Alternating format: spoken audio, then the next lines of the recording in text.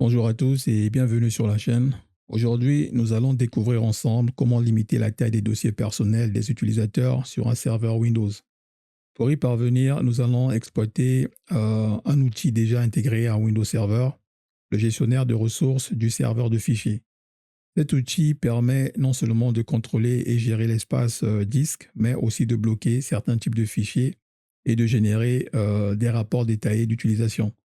Dans cette vidéo, nous allons nous concentrer sur l'une de ces fonctionnalités clés, la mise en place de quotas, afin de maîtriser efficacement l'utilisation des ressources de stockage et d'éviter toute saturation du serveur. Pourquoi est-ce si important de limiter la taille des dossiers personnels des utilisateurs? C'est une très bonne question. Parce qu'un dossier personnel sans limite, c'est comme un grenier mal organisé. Au début, on y range tout sans problème, mais très vite, il se remplit, déborde, ralentit vos sauvegardes, surcharge le serveur et finit par devenir ingérable. Je vais donc vous guider pas à pas pour mettre en place un système de quotas efficace afin que chaque utilisateur dispose d'un espace adapté sans risquer de saturer les ressources. Petit rappel, si vous aimez ce genre de tuto pratique et concret, pensez à vous abonner à la chaîne et activer la cloche pour ne rien rater. Avant de commencer, assurez-vous que les dossiers personnels des utilisateurs sont déjà créés et accessibles via un chemin réseau valide. Pour rappel, je vous invite à visionner ma vidéo précédente dans laquelle j'explique en détail la création et le mappage de lecteurs personnels. Sur le poste client utilisé pour cette démonstration, nous observons que le lecteur réseau personnel affiche une capacité disponible de 100 gigas. C'est conséquent, car il correspond à l'intégralité du volume du serveur de fichiers. Donc, notre objectif est clair. Prévenir toute occupation excessive et non essentielle de l'espace disque par certains utilisateurs afin de garantir un environnement serveur performant, stable et surtout optimisé. Pour cela, nous allons installer le rôle du gestionnaire de ressources du serveur de fichiers sur notre serveur. Donc, une fois sur le serveur, dans le gestionnaire de serveur, nous allons sur Gérer et nous allons cliquer sur Ajouter les rôles et fonctionnalités. Suivant, suivant, suivant. Nous allons cliquer sur service de fichiers et de stockage et nous allons sélectionner service de fichiers et ISSI. Ici, nous allons choisir le gestionnaire de ressources du serveur de fichiers qui est File Server Resource Manager. Nous allons ajouter les fonctionnalités, cliquer sur Suivant, Suivant et Installe.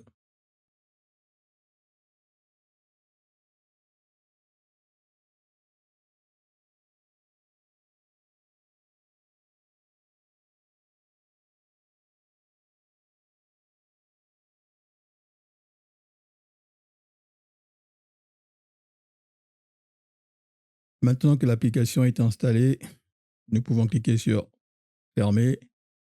Dans le gestionnaire de serveur, nous allons sur Outils et nous allons sélectionner le gestionnaire de ressources du serveur de fichiers, donc File Server Resource Manager.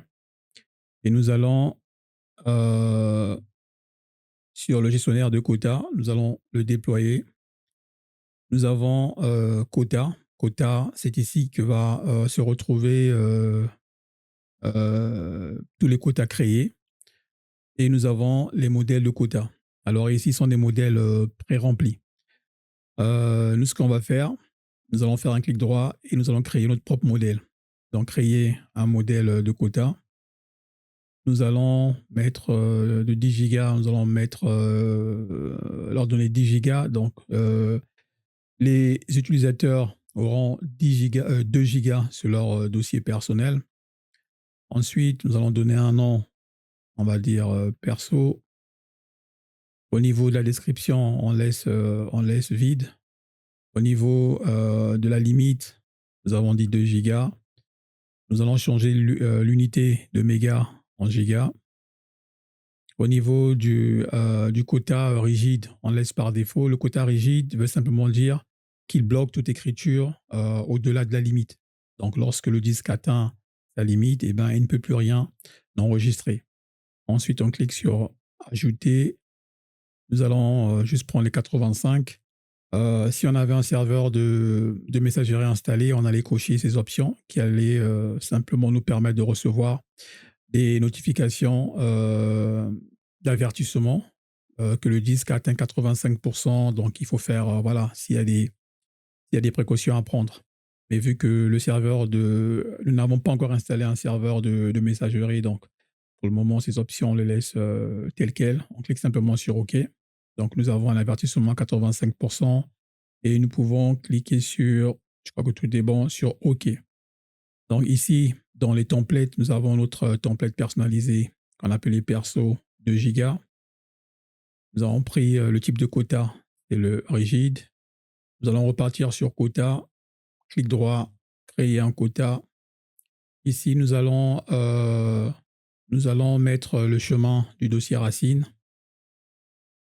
Donc, nous allons dans notre serveur de fichiers qu'on avait appelé BDD et on sélectionne la racine qui est personnelle.